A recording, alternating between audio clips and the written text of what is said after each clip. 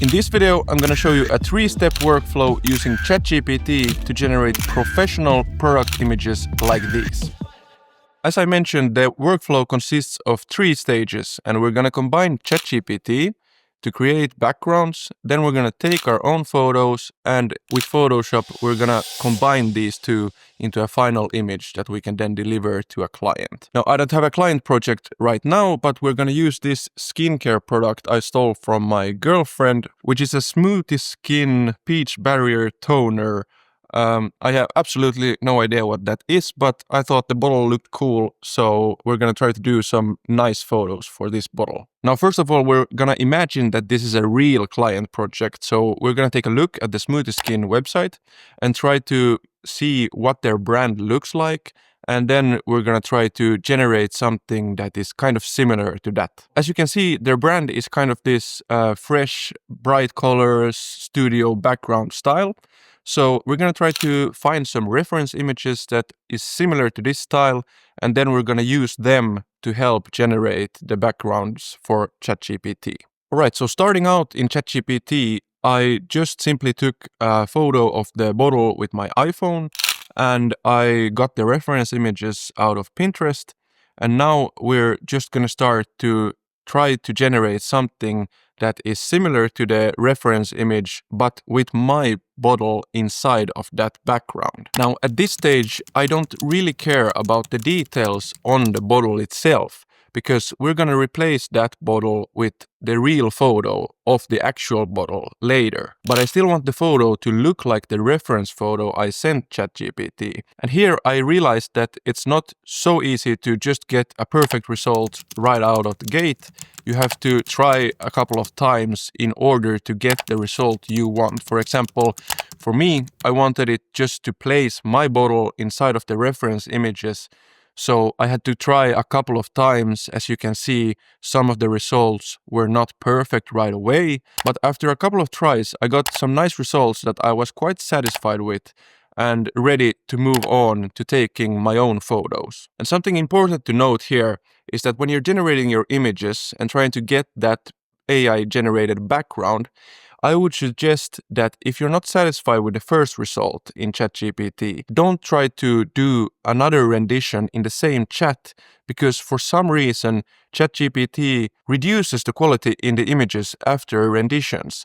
So for example, here you can see that the first result was quite good in quality, but immediately if you ask it to change something, for some reason it loses a lot of the detail and textures in the image. So if you're not satisfied, I would open a new chat with the same images and then just tweaking the prompt in order to get it closer to what you want. Now, I also noticed that I got better results if I used images of the bottle itself that were closer to the reference image, framing and perspective and so on, because sometimes I tried to use a simple straight-on photo of the bottle, but that seemed to make it harder for ChatGPT to take into account the perspective shift that would match the reference image. So it just used the same angle as the photo of my bottle and then simply placed it into the background. So here I would suggest trying to take similar perspectives of the reference images or just different perspectives of your product and then see if it affects the results you get from ChatGPT.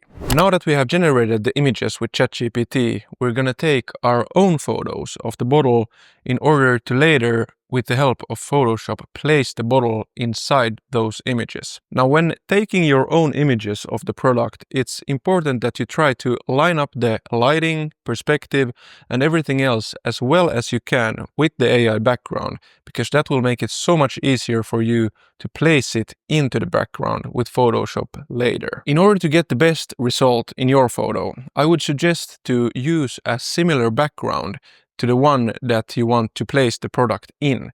So for example, for this flat lay photo, I'm going to use this orange background, as it will reflect some of the orange color onto the bottle, which will make it feel like the product is actually placed on top of the pile of fruit, because some of the orange color from the background will spill onto the product instead of just taking the photo on a white background that will then bring some white spill on the product. Now the flat lay photo of the product is probably one of the easier ones we're gonna do today because it's quite the simple lighting. All you need is the background, place the product on the background, and then we're just gonna match up the photo. The most simple way to do this is simply having your photo open on a laptop next to where you're taking the photo, and then just trying to line it up the same way as it looks in the reference photo, which will then help in Photoshop later. And now we're simply going to do the same thing for the second image, which was the one where the bottle is standing on a peach and it has like peach slices floating around the bottle against a pink background. So this time we're going to use a pink paper. These are just simple, cheap cardboard paper. You don't need expensive, big studio backgrounds for this type of shoot. You can just pick these up for a couple of bucks at a store that sells cardboard paper. Now, because I don't have a peach fruit, I'm just going to use my mic case as a placeholder. So I'm simply just going to place the mic case on the pink background and put the bottle on top of it. And then just, again, trying to match the perspective to the AI background so it's easier in Photoshop to get them to match. The positive thing about this workflow is that you don't need an expensive studio or expensive gear to make this work, because you only need the photo of the product and then the background is generated, which makes it look much more expensive and professional. So for this shoot, I used my professional gear with the Sony a7 IV and photography flash, but you could do this with much more simple gear with cheaper light and even just your phone camera. I might actually do a video where I only use my phone and some cheap lighting and ChatGPT with the same workflow in order to create something that looks professional. Let me know if that's something you want to see. Now, I use a Sony camera, and if you want even more precise control of the photos, you can use the Imaging Edge desktop app, which will allow you to see the photo on your desktop, and you can use the AI background as an overlay on the viewfinder. So here you can really line up the image to fit that AI background. So you already have the perfect perspective and you're perfectly framed for the AI background when you take the photo. Now here is an example of me just using the Imaging Edge desktop app to really match up the product with the AI background. Alright, moving on to step 3 of the workflow. Now we have generated the AI backgrounds with ChatGPT, we have taken our own photos, and now we're jumping into Lightroom and Photoshop to edit and combine the photos into a final product. Now, I like to start out in Lightroom, just adding some contrast, saturation, sharpness, and just basic settings in order for the photo to look a little bit better than the original raw photo. When you're satisfied with the base edit, you can bring the photos into Photoshop. In Photoshop, we're simply going to start to removing the backgrounds from the photos. So we're going to select the subject and then remove the background.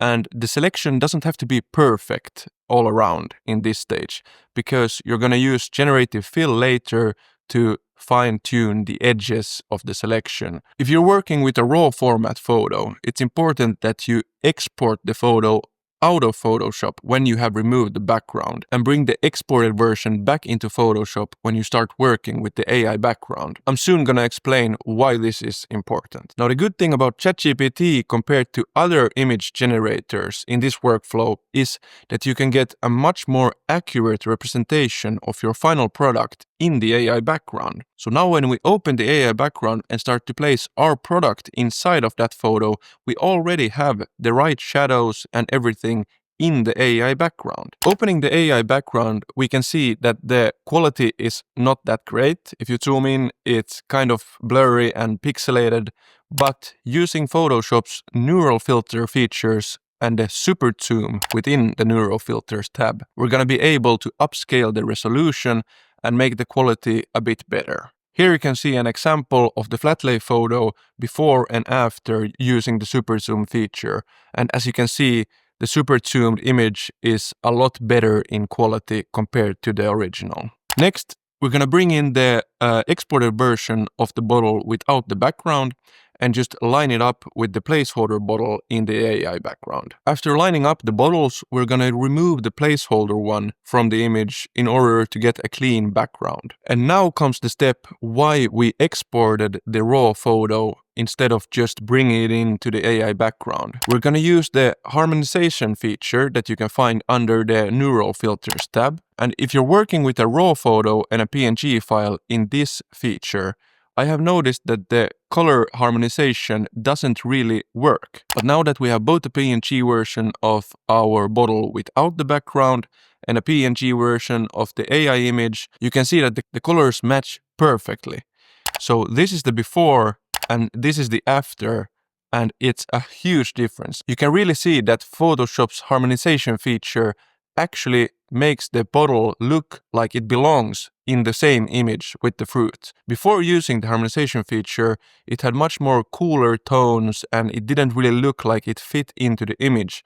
But after the harmonization, it really looks like it belongs with the fruit and has the same saturation and color as the fruit themselves. Now, I did the exact same things with the second photo as well, where the bottle is standing on the peach and the peach slices are floating around it. But for this one, I want to show you an additional thing that you can use ChatGPT's base image for. Now here you can see that the bottle and the fruit in the base image is kind of interacting at some points of the image.